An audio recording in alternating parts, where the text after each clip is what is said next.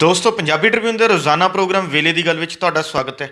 ਮੈਂ ਆਤਿਸ਼ ਗੁਪਤਾ ਤੁਹਾਡੇ ਸਾਹਮਣੇ ਹਾਜ਼ਰ ਹਾਂ ਤੇ ਅੱਜ ਅਸੀਂ ਗੱਲ ਕਰਾਂਗੇ ਸਿਆਸੀ ਦਲਦਲ ਈਡੀ ਦੇ ਡਰੋਂ ਹਿੱਲੇ ਵੱਡੇ ਆਗੂ। ਸਾਡੇ ਨਾਲ ਇਸ ਵਿਸ਼ੇ ਤੇ ਗੱਲਬਾਤ ਕਰਨ ਲਈ ਵਿਸ਼ੇਸ਼ ਤੌਰ ਤੇ ਹਾਜ਼ਰ ਨੇ ਸਾਡੇ ਸੀਨੀਅਰ ਪੱਤਰਕਾਰ ਸ਼੍ਰੀ ਚਰਨਜੀਤ ਭੁੱਲਰ ਸਾਹਿਬ। ਭੁੱਲਰ ਸਾਹਿਬ, ਤੁਹਾਡਾ ਬਹੁਤ ਬਹੁਤ ਸਵਾਗਤ ਹੈ ਜੀ। ਮਿਹਰਬਾਨੀ ਜੀ ਤੁਹਾਡੀ।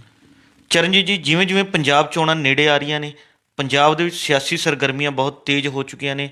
ਸਿਆਸੀ ਪਾਰਟੀਆਂ ਵੱਲੋਂ ਚੋਣ ਰੈਲੀਆਂ ਕੀਤੀਆਂ ਜਾ ਰਹੀਆਂ ਨੇ, ਉੱਥੇ ਦਲ ਬਦਲੀਆਂ ਵੀ ਜਿਹੜੀਆਂ ਹੈਗੀਆਂ ਨੇ ਬਹੁਤ ਵੱਧ ਗਈਆਂ ਨੇ। ਅਤੇ ਭਾਰਤੀ ਜਨਤਾ ਪਾਰਟੀ ਦੀ ਸਾਰੀ ਟੇਕ ਜਿਹੜੀ ਹੈ ਉਹ ਦਲ ਬਦਲੂਆਂ 'ਤੇ ਲੱਗੀ ਹੋਈ ਹੈ। ਇਸੇ ਦੌਰਾਨ ਇੱਕ ਵੱਡੀ ਗੱਲ ਇਹ ਵੀ ਸਾਹਮਣੇ ਆ ਰਹੀ ਹੈ ਵੀ ਕਿ ਭਾਜਪਾ ਜਾਂ ਹੋਰ ਸਿਆਸੀ ਧਿਰਾਂ ਜਿਹੜੀਆਂ ਉਹ ਈਡੀ ਜਾਂ ਹੋਰ ਕੇਂਦਰੀ ਜਾਂਚ ਏਜੰਸੀਆਂ ਜਿਹੜੀ ਹੈਗੀ ਹੈ ਦਲ ਬਦਲੀ ਦੇ ਵਿੱਚ ਵਰਤੋਂ ਕਰ ਸਕਦੀਆਂ ਨੇ ਅਤੇ ਆਉਣ ਵਾਲੇ ਦਿਨਾਂ 'ਚ ਭਾਜਪਾ 'ਚ ਹੋਰ ਵੀ ਕਈ ਆਗੂ ਜਿਹੜੇ ਨੇ ਉਹ ਸ਼ਾਮਲ ਹੋ ਸਕਦੇ ਨੇ। ਅਸੀਂ ਜਾਣਨਾ ਚਾਹਾਂਗੇ ਇਸ 'ਚ ਕਿੰਨੀ ਕੁ ਸੱਚਾਈ ਹੈ। ਦੇਖੋ, ਖੇਤਰੀ ਸਿਆਸਤ ਹੋਵੇ ਚਾਹੇ ਕੌਮੀ ਸਿਆਸਤ ਹੋਵੇ, ਹੁਣ ਇੱਕ ਗੱਲ ਤਾਂ ਇਹ ਕੋਈ ਅਚੰਭੇ ਵਾਲੀ ਨਹੀਂ ਰਹੀ ਕਿ ਕਿਹੜੀ ਪਾਰਟੀ 'ਚ ਕਿਹੜਾ ਆਗੂ ਆ ਰਿਹਾ ਹੈ ਜਾਂ ਕਿਹੜਾ ਆਗੂ ਕਿਹੜੀ ਪਾਰਟੀ ਨੂੰ ਜੁਆਇਨ ਕਰ ਰਿਹਾ ਹੈਗਾ। ਅਗਰ ਇਹ ਵਰਤਾਰਾ ਇਸੇ ਦੇ ਦਰ ਨਾਲ ਆਉਣ ਵਾਲੇ ਦਿਨਾਂ 'ਚ ਭਾਰਤੀ ਸਿਆਸਤ 'ਚ ਤੇਜ਼ੀ ਫੜਦਾ ਹੈ ਤਾਂ ਇੱਕ ਦਿਨ ਭਵਿੱਖ ਦੇ ਵਿੱਚ ਅਜਿਹਾ ਵੀ ਆਏਗਾ ਕਿ ਜਿਹੜੀਆਂ ਪੋਲੀਟੀਕਲ ਪਾਰਟੀਆਂ ਹੈ ਉਹਨਾਂ 'ਚ ਸਾਨੂੰ ਕੋਈ ਵੀ ਟਕਸਾਲੀ ਨੇਤਾ ਹੈ ਜਿਹੜਾ ਉਹ ਨਜ਼ਰ ਨਹੀਂ ਪਏਗਾ। ਹੁਣ ਕਿਉਂਕਿ ਚੋਣਾਂ ਦਾ ਦੌਰ ਸ਼ੁਰੂ ਹੋ ਗਿਆ ਔਰ ਆਉਂਦੇ ਦਿਨਾਂ 'ਚ ਚੋਣ ਜਾਬਤਾ ਜਿਹੜਾ ਕਿਸੇ ਵੇਲੇ ਵੀ ਲੱਗ ਸਕਦਾ ਹੈ। 5 ਸੂਬਿਆਂ ਦੀਆਂ ਚੋਣਾਂ ਹੋ ਰਹੀਆਂ ਜਿਹਦੇ ਵਿੱਚ ਪੰਜਾਬ ਵੀ ਸ਼ਾਮਲ ਹੈ ਅਤੇ ਚੋਣਾਂ ਦੇ ਨਾਲ ਹੀ ਜਿਹੜੇ ਦਲ ਬਦਲੀ ਦਾ ਜਿਹੜੀ ਪ੍ਰਕਿਰਿਆ ਹੈ ਉਹ ਵੀ ਨਾਲੋਂ ਨਾਲ ਸ਼ੁਰੂ ਹੋ ਜਾਂਦੀ ਹੈ। ਬਹੁਤ ਸਾਰੇ ਆਗੂ ਆ ਜਿਹੜੇ ਉਹ ਟਿਕਟਾਂ ਦੀ ਝਾਕ ਦੇ ਵਿੱਚ ਜਿਹਨਾਂ ਨੂੰ ਲੱਗਦਾ ਕਿ ਸਾਡੀ ਪਾਰਟੀ ਤੋਂ ਸਾਨੂੰ ਟਿਕਟ ਨਹੀਂ ਮਿਲਣੀ ਤਾਂ ਉਹ ਦੂਸਰੀ ਪਾਰਟੀਆਂ ਨੂੰ ਜੁਆਇਨ ਕਰ ਲੈਂਦੇ ਨੇ। ਇਸ ਤਰ੍ਹਾਂ ਦਲ ਬਦਲੀ ਕਈ ਵਾਰੀ ਇਹ ਬਾਅਦ 'ਚ ਵੀ ਹੋ ਜਾਂਦੀ ਹੈ ਕਿ ਤੁਸੀਂ MLA ਹੋ, ਤੁਹਾਨੂੰ ਵਜ਼ੀਰੀ ਦੀ ਝਾਕ ਹੈ, ਉਦੋਂ ਵੀ ਤੁਸੀਂ ਦਲ ਬਦਲੀ ਕਰ ਲੈਂਦੇ ਹੋ। ਪਰ ਇਹਨਾਂ ਦਿਨਾਂ ਦੇ ਵਿੱਚ ਪੰਜਾਬ ਦੇ ਵਿੱਚ ਪਿਛਲੇ ਦਿਨਾਂ ਦੇ ਵਿੱਚ ਭਾਜਪਾ ਦੇ ਵਿੱਚ ਕਾਫੀ ਆਗੂ ਆ ਜਿਹੜੇ ਸ਼ਾਮਲ ਹੋਏ ਨੇ ਅਤੇ ਕਾਂਗਰਸ ਪਾਰਟੀ ਦੇ ਵਿੱਚ ਵੀ ਸ਼ਮੂਲੀਅਤ ਕੀਤੀ ਅਤੇ ਆਪ ਦੇ ਵਿੱਚ ਵੀ ਕੁਝ ਆਗੂਆਂ ਨੇ ਜਿਹੜੀ ਹੈਗੀ ਹੈ ਸ਼ਾਮਲ ਹੋਏ ਨੇ। ਹੁਣ ਜਿਸ ਤਰ੍ਹਾਂ ਆਪਾਂ ਕਾਂਗਰਸ ਦੀ ਗੱਲ ਕਰੀਏ ਤਾਂ ਕੱਲ੍ਹ ਜਿਹੜੇ ਇਹਨਾਂ ਦੇ ਸਾਬਕਾ ਖੇਡ ਮੰਤਰੀ ਸੀ ਰਾਣਾ ਸੋਢੀ ਜੀ, ਉਹਨਾਂ ਨੇ ਭਾਜਪਾ ਦਾ ਪੱਲਾ ਫੜਿਆ ਜਿਹੜੇ ਗੁਰੂ ਹਰਸਹਾਏ ਤੋਂ ਵਿਧਾਇਕ ਚੁਣੇ ਗਏ ਸੀ ਔਰ ਵਿਧਾਇਕ ਨੇ ਹੁਣ ਇਸ ਵੇਲੇ ਉਹਨਾਂ ਨੇ ਕਿਹਾ ਕਿ ਅਸੀਂ ਪੰਜਾਬ ਦੇ ਹਿੱਤ ਨੂੰ ਧਿਆਨ 'ਚ ਰੱਖ ਕੇ ਜਿਹੜੀ ਪਾਰਟੀ ਜੁਆਇਨ ਕੀਤੀ ਹੈ। ਇਸ ਤੋਂ ਪਹਿਲਾਂ ਸ਼੍ਰੋਮਣੀ ਅਕਾਲੀ ਦਲ ਦੇ ਆਗੂ ਸੀ ਮਨਜਿੰਦਰ ਸਿੰਘ ਸਿਰਸਾ ਜਾਂ ਉਹਨਾਂ ਦੇ ਸਾਬਕਾ ਵਿਧਾਇਕ ਸੀਗੇ ਸਰਬਜੀਤ ਸਿੰਘ ਮੱਕੜ, ਉਹਨਾਂ ਨੇ ਵੀ ਪਾਰਟੀ ਜੁਆਇਨ ਕੀਤੀ ਸੀ। ਹਰ ਨੇਤਾ ਜਿਹੜਾ ਪਾਰਟੀ ਜੁਆਇਨ ਕਰਦਾ ਹੈ ਉਹ ਕਹਿੰਦਾ ਹੈ ਕਿ ਜੀ ਮੈਂ ਲੋਕਾਂ ਦੇ ਹਿੱਤਾਂ ਨੂੰ ਧਿਆਨ 'ਚ ਰੱਖਦੇ ਹੋਏ ਪੰਜਾਬ ਦੇ ਵਡੇਰੇ ਹਿੱਤਾਂ ਲਈ ਇਸ ਪਾਰਟੀ ਦੇ ਵਿੱਚ ਜਿਹੜਾ ਸ਼ਮੂਲੀਅਤ ਕਰ ਰਿਹਾ ਹਾਂ। ਜਾਣਕਾਰੀ ਮਿਲੀ ਹੈ ਕਿ ਜਿਹੜੇ ਭਾਜਪਾ ਦੇ ਪੰਜਾਬ ਇੰਚਾਰਜ ਨੇ ਗਜਿੰਦਰ ਸ਼ੇਖਾਵਤ, ਉਹਨਾਂ ਨੇ ਕੱਲ੍ਹ ਨੂੰ ਗੁਰਦਾਸਪੁਰ ਦੇ ਵਿੱਚ ਇੱਕ ਸਮਾਗਮ ਰੱਖਿਆ ਜਿਹਦੇ ਵਿੱਚ ਹੋਰ ਦਲ ਬਦਲੂਆਂ ਦੀ ਜਿਹੜੀ ਸ਼ਮੂਲੀਅਤ ਹੈ ਕੀਤੀ ਜਾਣੀ ਹੈ। ਇਸ ਤਰ੍ਹਾਂ ਸੂਚਨਾ ਮਿਲੀ ਕਿ 24 ਦਸੰਬਰ ਨੂੰ ਉਹ ਚੰਡੀਗੜ੍ਹ 'ਚ ਇੱਕ ਸਮਾਗਮ ਕਰ ਰਿਹਾ ਜਿਹਦੇ ਵਿੱਚ ਹੋਰ ਲੋਕ ਹੈ ਜਿਹੜੇ ਪਾਰਟੀ ਦੇ ਵਿੱਚ ਸ਼ਾਮਲ ਕੀਤੇ ਜਾਣੇ ਨੇ। ਦੇਖੋ ਆਤਿਸ਼ ਜੀ, ਪਿਛਲੇ ਦਿਨਾਂ ਦੇ ਵਿੱਚ ਜਦੋਂ ਆਪਾਂ ਸਾਰਾ ਇਨ ਟੱਚ ਰਹੇ ਹਾਂ ਸਵਾ ਸਾਲ ਕਿਸਾਨ ਘੋਲ ਦੇ ਨਾਲ, ਬਿਲਕੁਲ ਖੇਤੀ ਕਾਨੂੰਨਾਂ ਦੀ ਵਾਪਸੀ ਤੋਂ ਬਾਅਦ ਭਾਜਪਾ ਇਹ ਮਹਿਸੂਸ ਕਰਦੀ ਹੈ ਕਿ ਉਹਨਾਂ ਕੋਲੇ ਪੰਜਾਬ ਦੇ ਵਿੱਚ ਤਿਆਰੀ ਲਈ ਬਹੁਤ ਘੱਟ ਸਮਾਂ ਜਿਹੜਾ ਉਹ ਬਚਿਆ ਹੈ। ਯੂਪੀ ਵੀ ਨਾਲ ਚੋਣਾਂ ਹੋ ਰਹੀਆਂ ਨੇ, ਇਸ ਵੇਲੇ ਭਾਜਪਾ ਦੀ ਨਿਗਾਹ ਪਹਿਲੇ ਪੜਾਅ 'ਤੇ ਜਿਹੜੀ ਉੱਧਰ ਲੱਗੀ ਵੀ ਹੈ ਨਾਲੋਂ ਨਾਲ। ਅਤੇ ਇਹ ਵੀ ਸੁਣਨ 'ਚ ਪਿਛਲੇ ਦਿਨਾਂ 'ਚ ਆ ਰਿਹਾ, ਖਬਰਾਂ 'ਚ ਵੀ ਆਇਆ ਕਿ ਜਿਹੜੇ ਸਮਾਜਵਾਦੀ ਪਾਰਟੀ ਦੇ ਆਗੂਆਂ ਦੇ ਘਰਾਂ ਦੇ ਉੱਪਰ ਜਿਹੜੇ ਈਡੀ ਨੇ ਛਾਪੇਮਾਰੀ ਵੀ ਕੀਤੀ ਹੈ ਔਰ ਜਿਹੜੀ ਅਦਾਕਾਰਾ ਐਸ਼ਵਰਿਆ ਰਾਏ ਬੱਚਨ ਹੈ ਉਹਨੂੰ ਵੀ ਕੱਲ੍ਹ ਈਡੀ ਨੇ ਤਲਬ ਕੀਤਾ ਹੋਇਆ ਸੀ, ਜਿਸ 'ਤੇ ਜਯਾ ਬੱਚਨ ਨੇ ਆਪਣਾ ਰਿਐਕਸ਼ਨ ਵੀ ਦਿੱਤਾ ਹੈਗਾ। ਤਾਂ ਉੱਥੇ ਈਡੀ ਦੀ ਵਰਤੋਂ ਆ ਜਿਹੜੀ ਹੋਣੀ ਸ਼ੁਰੂ ਹੋ ਗਈ ਹੈ ਅਤੇ ਸੂਚਨਾ ਇਹ ਮਿਲੀ ਹੈ ਕਿ ਆਉਣ ਵਾਲੇ ਦਿਨਾਂ 'ਚ ਪੰਜਾਬ ਦੇ ਵਿੱਚ ਵੀ ਈਡੀ ਹੈ ਜਿਹੜਾ ਉਹ ਆਪਣਾ ਰੰਗ ਹੈ ਦਿਖਾ ਸਕਦੀ ਹੈ, ਕਿਉਂਕਿ ਪਿਛਲੇ ਦਿਨਾਂ 'ਚ ਅਕਾਲੀ ਦਲ ਦਾ ਜਿਹੜਾ ਆਗੂ ਹੈ ਇਆਲੀ MLA, ਉਸ 'ਤੇ ਛਾਪੇਮਾਰੀ ਕੀਤੀ ਸੀਗੀ। ਇਹ ਵੱਖਰੀ ਗੱਲ ਹੈ ਕਿ ਉਸ ਤੋਂ ਬਾਅਦ ਸ਼੍ਰੋਮਣੀ ਅਕਾਲੀ ਦਲ ਨੇ ਕੋਈ ਰਿਐਕਸ਼ਨ ਨਹੀਂ ਸੀ ਦਿੱਤਾ ਕਿ ਨਿੰਦਾ ਕੀਤੀ ਹੋਵੇ ਜਾਂ ਧਰਨੇ ਮੁਜ਼ਾਹਰੇ ਕੀਤੇ ਹੋਣ। ਜਿਸ ਤਰ੍ਹਾਂ ਸ਼੍ਰੋਮਣੀ ਅਕਾਲੀ ਦਲ ਨੇ ਹੁਣ ਐਲਾਨ ਕੀਤਾ ਅੱਜ ਕਿ ਜਿਹੜੀ ਬਿਕਰਮ ਮਜੀਠੀਏ ਦੀ ਪਰਚਾ ਦਰਜ ਹੋਇਆ ਉਸ ਨੂੰ ਲੈ ਕੇ ਬਦਲਾਖੋਰੀ ਦੀ ਇਸ਼ੂ 'ਤੇ ਉਹ ਸਾਰੇ ਪੰਜਾਬ ਦੇ ਵਿੱਚ 24 ਦਸੰਬਰ ਨੂੰ ਰੋਸ ਪ੍ਰਦਰਸ਼ਨ ਹੈ ਜਿਹੜੇ ਉਹ ਕਰਨਗੇ। ਜੀ ਪਰ ਜਦੋਂ ਐਲੀ 'ਤੇ ਹੋਇਆ ਸੀ ਸ਼ਾਇਦ ਉਹਦੇ ਇਸ ਕਿਸਮ ਦਾ ਰਿਐਕਸ਼ਨ ਅਕਾਲੀ ਦਲ ਦਾ ਨਹੀਂ ਆਇਆ ਸੀਗਾ। ਤਾਂ ਪੰਜਾਬ ਦੇ ਵਿੱਚ ਵੀ ਜਿਸ ਤਰ੍ਹਾਂ ਤੁਸੀਂ ਸ਼ੁਰੂਆਤ ਦੇ ਵਿੱਚ ਗੱਲ ਕਹੀ ਹੈ ਕਿ ਚਰਚਾ ਕਈ ਦਿਨਾਂ ਤੋਂ ਚੱਲ ਰਹੀ ਹੈ ਕਿ ਜਿਹੜੇ ਕਾਂਗਰਸ ਦੇ ਕੁਝ ਵਜ਼ੀਰ ਹੈ ਜਿਹੜੇ ਜਾਂ ਸ਼੍ਰੋਮਣੀ ਅਕਾਲੀ ਦਲ ਦੇ ਕੁਝ ਸੀਨੀਅਰ ਨੇਤਾ ਨੇ ਜੀ ਉਹ ਪਾਰਟੀ ਛੱਡ ਕੇ ਭਾਜਪਾ 'ਚ ਸ਼ਾਮਲ ਹੋ ਸਕਦੇ ਨੇ। ਬਿਲਕੁਲ ਪਰ ਇਹ 'ਚ ਕਿੰਨੀ ਕੁ ਸੱਚਾਈ ਹੈ ਤਾਂ ਆਉਣ ਵਾਲੇ ਦਿਨਾਂ 'ਚ ਪਤਾ ਲੱਗੇਗਾ। ਜੀ ਪਰ ਜਿਨ੍ਹਾਂ ਵੀ ਨੇਤਾਵਾਂ 'ਤੇ ਉਂਗਲ ਉੱਠੀ ਹੈ, ਜਿਨ੍ਹਾਂ ਦੀ ਗੱਲ ਚਰਚਾ ਚੱਲੀ ਹੈ, ਉਹਨਾਂ 'ਚੋਂ ਇਕੱਲੇ ਵਿਜੇਂਦਰ ਸਿੰਗਲਾ ਨੇ ਜਿਨ੍ਹਾਂ ਨੇ ਆਪਣਾ ਸਪਸ਼ਟੀਕਰਨ ਦਿੱਤਾ ਹੈ ਕਿ ਉਹ ਕਾਂਗਰਸ 'ਚ ਹੈਗੇ ਨੇ ਔਰ ਕਾਂਗਰਸ 'ਚ ਰਹਿਣਗੇ। ਔਰ ਬਾਕੀਆਂ ਦਾ ਕਿਸੇ ਦਾ ਵੀ ਅਜੇ ਤੱਕ ਰਿਐਕਸ਼ਨ ਹੈ ਜਿਹੜਾ ਸਾਡੇ ਸਾਹਮਣੇ ਨਹੀਂ ਆਇਆ ਕਿ ਉਹ ਪਾਰਟੀ ਨਹੀਂ ਛੱਡ ਰਹੇ ਜਾਂ ਭਾਜਪਾ 'ਚ ਸ਼ਾਮਲ ਨਹੀਂ ਹੋ ਰਹੇ। ਇਹਦਾ ਮਤਲਬ ਦਾਲ 'ਚ ਕਿਤੇ ਨਾ ਕਿਤੇ ਕਾਲਾ ਹੈ। ਜੀ ਔਰ ਭਾਜਪਾ ਜਿੱਥੇ ਆਪਣਾ ਇੱਕ ਖੱਪਾ ਪੂਰਨਾ ਚਾਹੁੰਦੀ ਹੈ ਪੰਜਾਬ ਦੇ ਵਿੱਚ, ਕਿਉਂਕਿ ਸ਼ਹਿਰੀ ਬੇਸ ਵਾਲੀ ਪਾਰਟੀ ਹੈਗੀ ਹੈ ਔਰ ਪਹਿਲਾਂ ਅਲਾਇੰਸ ਦੇ ਵਿੱਚ ਚੋਣਾਂ ਲੜਦੀ ਸੀ ਕਿ 21 ਸੀਟਸ 'ਤੇ, ਔਰ ਹੁਣ ਇੰਡੀਪੈਂਡੈਂਟ ਕਪੈਸਿਟੀ 'ਚ ਲੜ ਰਹੀ ਹੈ ਔਰ ਢੀਂਡਸਿਆਂ ਨਾਲ ਔਰ ਕੈਪਟਨ ਅਮਰਿੰਦਰ ਸਿੰਘ ਨਾਲ ਗੱਠਜੋੜ ਕੀਤਾ ਜਾਣਾ ਹੈਗਾ। ਬਿਲਕੁਲ ਤਾਂ ਇਸ ਸੂਰਤ ਦੇ ਵਿੱਚ ਉਹਨਾਂ ਕੋਲੇ ਆਗੂਆਂ ਦੀ ਵੀ ਕਮੀ ਹੋਏਗੀ। ਤਾਂ ਉਹਨਾਂ ਨੂੰ ਲੱਗਦਾ ਕਿ ਜਿੰਨੇ ਵੀ ਪੰਜਾਬ ਦੇ ਵਿੱਚ ਸਿੱਖ ਚਿਹਰੇ ਆ ਜਿਹੜੇ ਵੱਡੇ ਸਾਡੇ ਨਾਲ ਸ਼ਾਮਲ ਹੋਣਗੇ ਉਹਦੇ ਵਿੱਚ ਪਾਰਟੀ ਨੂੰ ਜਿਹੜਾ ਹੈਗਾ ਫਾਇਦਾ ਮਿਲੇਗਾ। ਇਸ ਤੋਂ ਇਲਾਵਾ ਉਹਨਾਂ ਨੂੰ ਲੱਗਦਾ ਕਿ ਜਿਹੜੇ ਆਗੂਆਂ ਦੀਆਂ ਕੁਝ ਕਮਜ਼ੋਰੀਆਂ ਨੇ ਜੀ ਜਿਨ੍ਹਾਂ 'ਤੇ ਕੋਈ ਦਾਗ ਲੱਗੇ ਹੋਏ ਨੇ ਉਹਨਾਂ ਦੇ ਲਈ ਉਹ ਜਿਹੜੀ ਈਡੀ ਦੀ ਮਦਦ ਵੀ ਨਾਲੋਂ ਨਾਲ ਲੈਣ ਦਾ ਵਿਚਾਰ ਕਰ ਰਹੀ ਹੈ।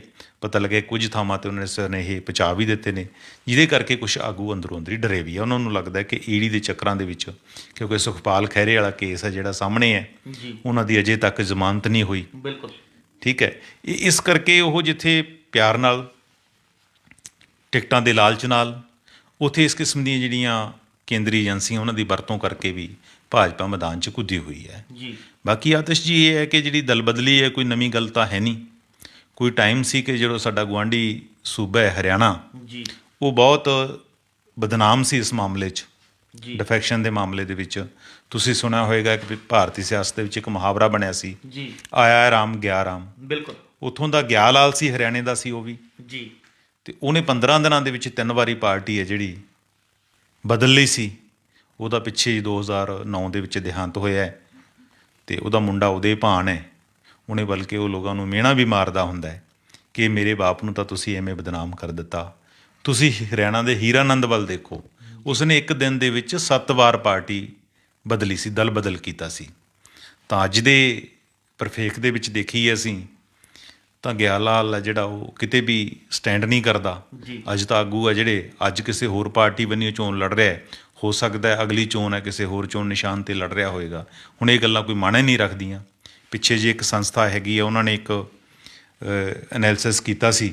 ਜੀ ਉਹਨਾਂ ਨੇ ਕਿਹਾ ਸੀ ਕਿ ਪਿਛਲੇ ਜਿਹੜੇ 5 ਸਾਲ ਹੈ 2016 ਤੋਂ ਲੈ ਕੇ 2020 ਤੱਕ 443 MP ਔਰ ਜਿਹੜੇ MLA ਨੇ ਉਹ ਨੇ ਜਿਨ੍ਹਾਂ ਨੇ ਦਲ ਬਦਲੀ ਕੀਤੀ ਹੈ, ਜੀ ਔਰ ਉਹਦੇ ਵਿੱਚ 170 MLAs ਅਤੇ MPs ਨੇ ਆਪਣੀ ਜਿਹੜੀ ਪਾਰਟੀ ਹੈ ਕਾਂਗਰਸ 'ਚੋਂ ਛੱਡੀ ਹੈ। ਜੀ ਤਾਂ ਇੱਕ ਵੱਡਾ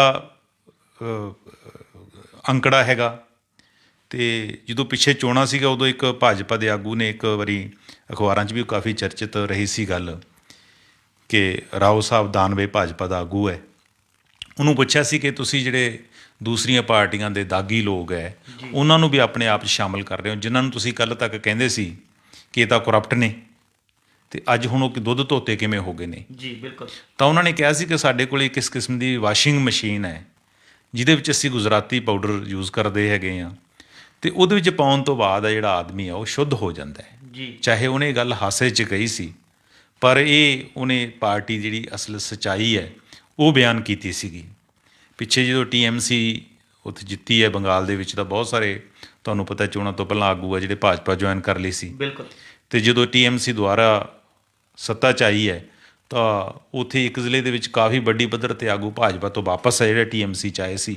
ਤਾਂ ਉਹਨਾਂ ਦਾ ਜ਼ਿਲ੍ਹਾ ਪ੍ਰਧਾਨ ਸੀ, ਉਹਨਾਂ ਸਾਰੇ ਆਗੂਆਂ 'ਤੇ ਉਹਨਾਂ ਨੇ ਗੰਗਾ ਜਲ ਦਾ ਛਿੜਕਾਓ ਕੀਤਾ ਸੀ। ਜੀ ਉਹ ਕਹਿੰਦਾ ਸੀ ਕਿ ਜੀ ਉੱਧਰ ਇਹ ਪਿੱਟੇ ਗਏ ਨੇ ਤੇ ਇਹਨਾਂ ਨੂੰ ਮੁੜ ਕੇ ਸ਼ੁੱਧ ਕਰਨ ਦੇ ਲਈ ਗੰਗਾ ਜਲ ਯੂਜ਼ ਕੀਤਾ ਜਾ ਰਿਹਾ। ਜੀ ਤਾਂ ਪਰ ਮੈਨੂੰ ਹੁਣ ਲੱਗਦਾ ਕਿ ਹੁਣ ਵੱਧ ਗੰਗਾ ਜਲ ਦੀ ਸਾਨੂੰ ਲੋੜ ਪੈਣੀ ਹੈ, ਕਿਉਂਕਿ ਸਾਰੇ ਨੇਤਾ ਨੇ ਇਹਨਾਂ ਦਿਨਾਂ ਦੇ ਵਿੱਚ ਜਿਨ੍ਹਾਂ ਨੂੰ ਟਿਕਟਾਂ ਨਹੀਂ ਮਿਲਣਗੀਆਂ, ਕਿਉਂਕਿ ਕਾਂਗਰਸ ਦੀ ਵੀ ਅੱਜ ਸਕਰੀਨਿੰਗ ਕਮੇਟੀ ਦੀ ਮੀਟਿੰਗ ਦਿੱਲੀ ਦੇ ਵਿੱਚ ਹੋ ਰਹੀ ਹੈ, ਜੀ ਉਹਨਾਂ ਨੂੰ ਵੀ ਲੱਗਦਾ ਕਿਤੇ ਆਉਣ ਵਾਲੇ ਦਿਨਾਂ ਦੇ ਵਿੱਚ ਜਿਹੜੇ ਸਾਡੇ ਨੇਤਾ ਸਾਡਾ ਪੱਲਾ ਨਾ ਛੱਡ ਜਾਣ।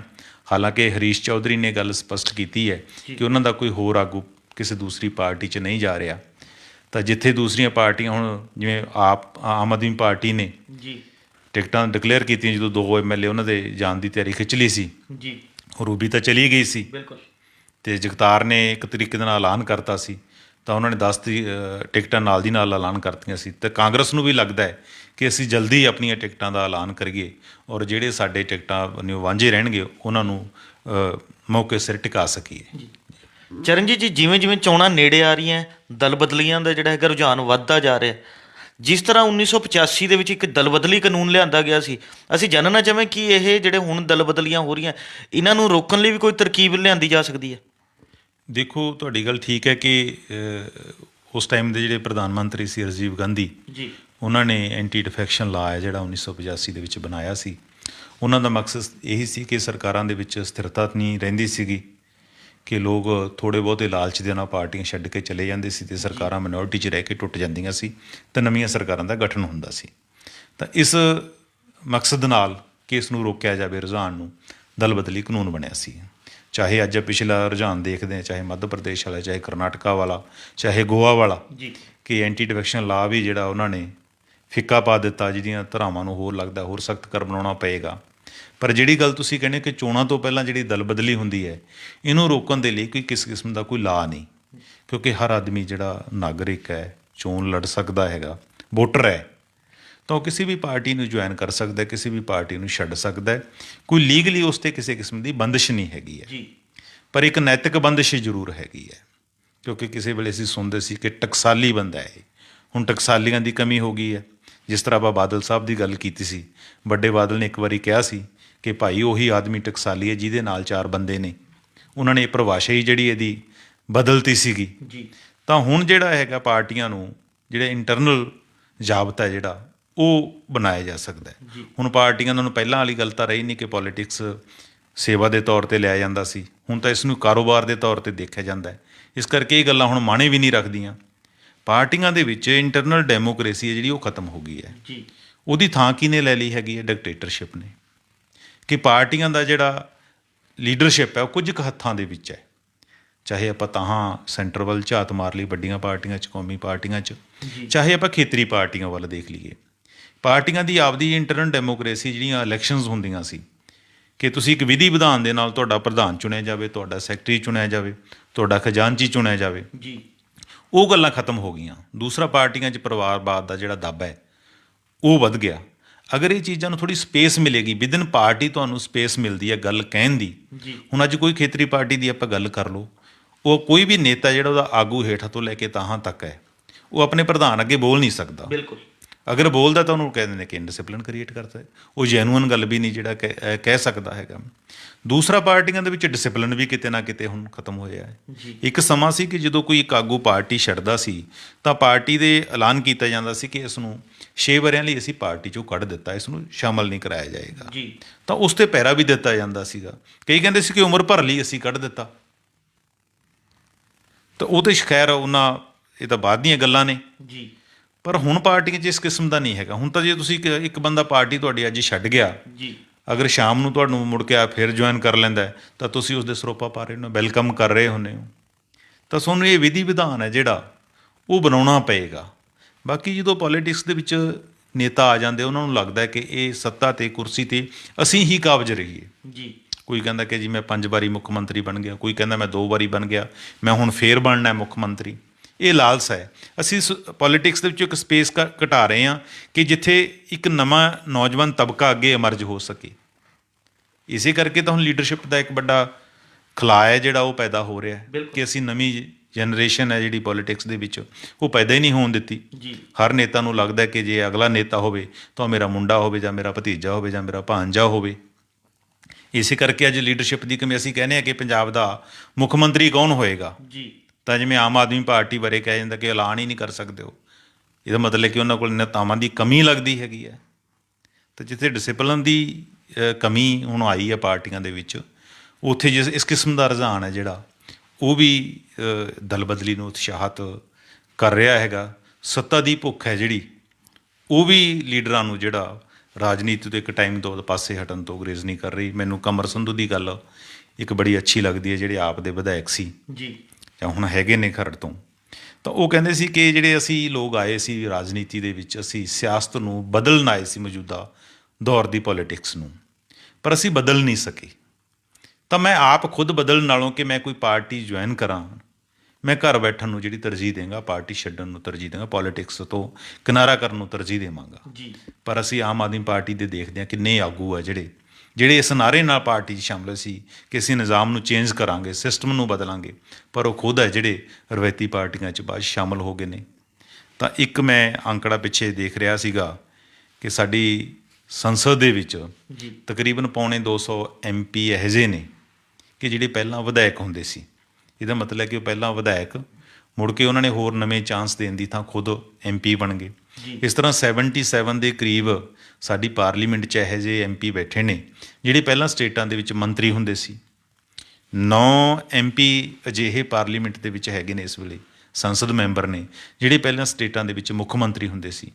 ਤਾਂ ਲੋੜ ਤਾਂ ਇਸ ਗੱਲ ਦੀ ਹੈ ਕਿ ਅਸੀਂ ਖੁਦ ਜਿੰਨੀ ਸੱਤਾ ਭੋਗ ਲਈ ਹੈ ਠੀਕ ਹੈ, ਉਸ ਤੋਂ ਬਾਅਦ ਅਗਲੇ ਤਬਕੇ ਨੂੰ, ਨੌਜਵਾਨ ਪੀੜ੍ਹੀ ਨੂੰ ਮੌਕਾ ਦੇਈਏ।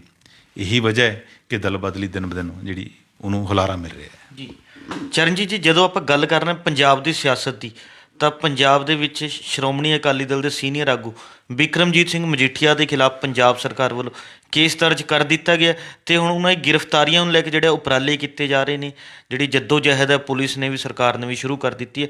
ਅਸੀਂ ਜਾਣਨਾ ਚਾਹਾਂਗੇ ਕਿ ਤੁਹਾਨੂੰ ਲੱਗਦਾ ਵੀ ਕਿ ਮਜੀਠੀਆ ਦੀ ਗ੍ਰਿਫਤਾਰੀ ਜਿਹੜੀ ਹੈ ਹੋ ਸਕੇਗੀ? ਦੇਖੋ, ਇਹਦੇ ਬਾਰੇ ਆਪਾਂ ਤਾਂ ਕੁਝ ਨਹੀਂ ਕਹਿ ਸਕਦੇ। ਅਸਲ ਤਾਂ ਪਿਛਲੇ ਕਾਫੀ ਟਾਈਮ ਤੋਂ ਇਹ ਚੱਲ ਰਿਹਾ ਸੀ ਕੇਸ, ਜੀ 2014 ਤੋਂ ਇਹ ਰੌਲਾ ਪੈ ਰਿਹਾ ਹੈ ਨਸ਼ਾ ਤਸਕਰੀ ਦਾ, ਔਰ ਇਸ ਆਗੂ 'ਤੇ ਸਾਰੀਆਂ ਪਾਰਟੀਆਂ ਉਂਗਲਾਂ ਉਠਾ ਰਹੀਆਂ ਸੀ। ਔਰ ਕੈਪਟਨ ਅਮਰਿੰਦਰ ਸਿੰਘ ਨੇ ਵੀ ਜਿਹੜੀ ਕਿਸੇ ਵੇਲੇ 15 ਦਸੰਬਰ 2015 ਨੂੰ ਜੀ ਸਹੁੰ ਚੁੱਕੀ ਸੀ ਬਠਿੰਡਾ ਦੀ ਧਰਤੀ 'ਤੇ ਗੁਟਕਾ ਸਾਹਿਬ ਦੀ ਕਿ ਉਹ 4 ਹਫ਼ਤਿਆਂ 'ਚ ਨਸ਼ੇ ਨੂੰ ਖਤਮ ਕਰਨਗੇ। ਪਰ ਅਲਟੀਮੇਟਲੀ ਹੁਣ ਚੋਣਾਂ ਦੇ ਮੌਕੇ ਇਹ ਬਿਕਰਮ ਸਿੰਘ ਮਜੀਠੀਆ ਹੋਰਾਂ 'ਤੇ ਜਿਹੜਾ ਚੰਨੀ ਸਰਕਾਰ ਨੇ ਪੁਲਿਸ ਕੇਸ ਦਰਜ ਕੀਤਾ ਹੈਗਾ। ਜੀ ਇਹਦੀ ਅਰੈਸਟ ਹੋਏਗੀ ਜਾਂ ਨਹੀਂ ਹੋਏਗੀ, ਇਹ ਤਾਂ ਆਉਣ ਵਾਲੇ ਦਿਨਾਂ 'ਚ ਆਪਣੇ ਸਾਰਾ ਕੁਝ ਸਾਹਮਣੇ ਆ ਜਾਏਗਾ ਕਿ ਕਿੰਨੀ ਕੁ ਕਾਮਯਾਬੀ ਇਸ 'ਚ ਸਰਕਾਰ ਨੂੰ ਮਿਲਦੀ ਹੈ। ਅੱਜ ਲੁੱਕ ਆਊਟ ਨੋਟਿਸ ਹੈ ਜਿਹੜਾ ਹੋਮ ਮਿਨਿਸਟਰੀ ਨੇ ਜਾਰੀ ਕੀਤਾ ਹੈ, ਇਹ ਇੱਕ ਰੂਟੀਨ ਦੀ ਕਾਰਵਾਈ ਕਹਿ ਸਕਦੇ ਹਾਂ, ਅਤੇ ਲਾ ਇਨਫੋਰਸਮੈਂਟ ਏਜੰਸੀਆਂ ਜਿਹੜੀਆਂ ਇਸ ਕੰਮ ਦੇ ਵਿੱਚ ਲੱਗੀਆਂ ਹੋਈਆਂ ਨੇ। ਜੀ ਜੇ ਮੋਟੇ ਤੌਰ 'ਤੇ ਆਪਾਂ ਇਹਨੂੰ ਦੇਖਣਾ ਹੋਵੇ ਆਤਿਸ਼, ਤਾਂ 2 ਨੁਕਤਿਆਂ ਤੋਂ ਦੇਖ ਸਕਦੇ ਹਾਂ। ਪਹਿਲਾ ਨੁਕਤਾ ਹੈ ਕਾਨੂੰਨੀ ਨੁਕਤਾ ਹੈਗਾ ਜੀ ਕਿ ਸਾਡੇ ਦੇਸ਼ ਦੇ ਵਿੱਚ, ਸਾਡੀ ਸਟੇਟ ਦੇ ਵਿੱਚ ਜਦੋਂ ਵੀ ਕੋਈ ਕ੍ਰਾਈਮ ਹੁੰਦਾ ਹੈ, ਉਸ ਨੂੰ ਰੋਕਣ ਦੇ ਲਈ ਸਾਡੇ ਕੋਲ ਪੁਲਿਸ ਹੈਗੀ ਹੈ, ਉਸ 'ਤੇ ਪੁਲਿਸ ਕੇਸ ਦਰਜ ਕੀਤਾ ਜਾਂਦਾ ਹੈ। ਔਰ ਸਰਕਾਰਾਂ ਦਾ ਇਹ ਫਰਜ਼ ਹੈ ਕਿ ਉਸ ਜੁਰਮ ਨੂੰ ਰੋਕਣ, ਜੀ ਨੈਤਿਕ ਫਰਜ਼ ਹੈ। ਬਿਲਕੁਲ। ਅਗਰ ਉਹ ਰੋਕਦੀਆਂ ਤਾਂ ਇਹ ਨਹੀਂ ਕਹਿ ਸਕਦੇ ਕਿ ਉਹਨਾਂ ਦੀ ਕੋਈ ਅਚੀਵਮੈਂਟ ਹੈ ਜਾਂ ਪ੍ਰਾਪਤੀ ਹੈਗੀ ਇਹਦੇ ਵਿੱਚ, ਤਾਂ ਉਹਨਾਂ ਦਾ ਇਹ ਫਰਜ਼ ਬਣਦਾ ਹੈ। ਅਦਾਲਤਾਂ ਦਾ ਫਰਜ਼ ਹੈ ਕਿ ਉਹਨਾਂ ਨੂੰ ਬਰੀ ਕਰਨਾ ਹੈ, ਸਜ਼ਾ ਦੇਣੀ ਹੈ, ਜੋ ਉਹਨਾਂ ਕੋਲ ਲੌਜਿਕ, ਉਹਨਾਂ ਦੇ ਦਲੀਲਾਂ ਸਾਹਮਣੇ ਆਉਂਦੀਆਂ ਨੇ। ਜੀ ਦੂਸਰਾ ਨੁਕਤਾ ਹੈਗਾ ਸਾਡੇ ਕੋਲ ਸਿਆਸੀ, ਕਿ ਜਿਸ ਤਰ੍ਹਾਂ ਹੁਣ ਸ਼੍ਰੋਮਣੀ ਅਕਾਲੀ ਦਲ ਕਹਿ ਰਿਹਾ ਕਿ ਬਦਲਾਖੋਰੀ ਹੋਈ ਹੈ, ਔਰ ਇੱਕ ਬਦਲਾਖੋਰੀ ਦੇ ਤਹਿਤ ਹੈ ਜਿਹੜਾ ਪਰਚਾ ਦਰਜ ਕੀਤਾ ਗਿਆ ਹੈਗਾ। ਜੀ ਚਲੋ ਇਹ ਤਾਂ ਅੱਗੇ ਅਦਾਲਤਾਂ ਤੈਅ ਕਰਨਗੀਆਂ ਜਾਂ ਇਨਵੈਸਟੀਗੇਸ਼ਨ ਏਜੰਸੀਆਂ ਜਿਹੜੀਆਂ ਉਹ ਤੈਅ ਕਰਨਗੀਆਂ, ਪਰ ਇਹਦੀ ਟਾਈਮਿੰਗ ਨੂੰ ਲੈ ਕੇ ਅਸੀਂ ਗੱਲ ਕਹਿ ਸਕਦੇ ਹਾਂ ਕਿ ਕਿਤੇ ਨਾ ਕਿਤੇ ਸਿਆਸੀ ਨਜ਼ਰੀਏ ਤੋਂ ਵੀ ਹੋ ਸਕਦੀ ਹੈ ਇਹ ਗੱਲ। ਜੀ ਕਿਉਂਕਿ ਮੁੱਖ ਮੰਤਰੀ ਜਿਸ ਟਾਈਮ ਅਮਰਿੰਦਰ ਸਿੰਘ ਸੀ ਤਾਂ ਉਹਨਾਂ ਨੇ ਇਹ ਕਿਹਾ ਸੀਗਾ ਜੀ ਨਸ਼ਿਆਂ ਦੇ ਖਾਤਮੇ ਦੇ ਲਈ, ਪਰ ਉਹਨਾਂ ਨੇ, ਜਿਵੇਂ ਸਾਡਾ ਕਾਨੂੰਨ ਸਾਨੂੰ ਕਹਿੰਦਾ ਹੈ ਜਾਂ ਸਾਡਾ ਸੰਵਿਧਾਨ ਕਹਿੰਦਾ ਹੈ ਕਿ ਅਸੀਂ ਕਾਨੂੰਨ ਦੀਆਂ ਨਜ਼ਰਾਂ ਦੇ ਵਿੱਚ ਇੱਕ ਹਾਂ, ਚਾਹੇ ਕੋਈ ਵੱਡਾ ਹੈ ਚਾਹੇ ਛੋਟਾ ਹੈ, ਜੁਰਮ ਚਾਹੇ ਵੱਡਾ ਕਰੇ ਚਾਹੇ ਛੋਟਾ ਕਰੇ, ਉਸਨੂੰ ਸਜ਼ਾ ਜਿਹੜੀ ਮਿਲਣੀ ਚਾਹੀਦੀ ਹੈ। ਔਰ ਇਸ ਕੇਸ ਨੂੰ ਜਿਹੜੀਆਂ ਅੱਜ ਚੰਨੀ ਮੁੱਖ ਮੰਤਰੀ ਕਹਿ ਰਹੇ ਨੇ ਜਾਂ ਉਪ ਮੁੱਖ ਮੰਤਰੀ ਕਹਿ ਰਹੇ ਨੇ ਜਾਂ ਨਵਜੋਤ ਸਿੰਘ ਸਿੱਧੂ ਹਰ ਪਲੇਟਫਾਰਮ 'ਤੇ ਕਹਿੰਦੇ ਆ ਰਹੇ ਨੇ ਕਿ ਇਸ ਨੂੰ ਜਾਣਬੁੱਝ ਕੇ ਲਟਕਾਇਆ ਜਾ ਰਿਹਾ ਸੀਗਾ, ਜੀ ਤਾਂ ਹੁਣ ਅਲਟੀਮੇਟਲੀ ਇਹ ਪਰਚਾ ਦਰਜ ਕੀਤਾ ਹੈਗਾ। ਹੁਣ ਅੱਗੇ ਕਿਸ ਨਤੀਜੇ 'ਤੇ ਪਹੁੰਚੇਗਾ ਜਾਂ ਕਿੰਨੀ ਕੁ ਪੋਲੀਟੀਕਲ ਬਿੱਲ ਹੈਗੀ ਹੈ ਜਾਂ ਇੱਥੇ ਤੱਕ ਛੱਡਣਾ ਹੈਗਾ, ਇਹ ਆਉਣ ਵਾਲੇ ਦਿਨਾਂ 'ਚ ਆਪਾਂ ਨੂੰ ਸਾਹਮਣੇ ਆ ਜਾਏਗਾ। ਜੀ ਚੰਗਾ ਹੋਵੇ ਕਿ ਸਰਕਾਰਾਂ ਇਹਨੂੰ ਸਿਆਸੀ ਲੇਪ ਤੋਂ ਨਿਰਲੇਪ ਰੱਖਣ ਔਰ ਇੱਕ ਕਾਨੂੰਨੀ ਨੁਕਤੇ ਤੋਂ ਇਹੋ ਜਿਹੇ ਕੇਸਾਂ ਨੂੰ ਲੈਣ। ਜੀ ਇਹ ਸਨ ਸਾਡੇ ਸੀਨੀਅਰ ਪੱਤਰਕਾਰ ਸ਼੍ਰੀ ਚਰਨਜੀਤ ਭੁੱਲਰ, ਜਿਨ੍ਹਾਂ ਨੇ ਆਪਣੇ ਵਡਮੁੱਲੇ ਵਿਚਾਰ ਸਾਡੇ ਨਾਲ ਸਾਂਝੇ ਕੀਤੇ। ਕੱਲ੍ਹ ਨੂੰ ਇਸੇ ਸਮੇਂ ਇੱਕ ਨਵੇਂ ਮੁੱਦੇ ਦੇ ਨਾਲ ਫਿਰ ਮਿਲਾਂਗੇ ਪ੍ਰੋਗਰਾਮ ਵੇਲੇ ਦੀ ਗੱਲ ਵਿੱਚ। ਧੰਨਵਾਦ।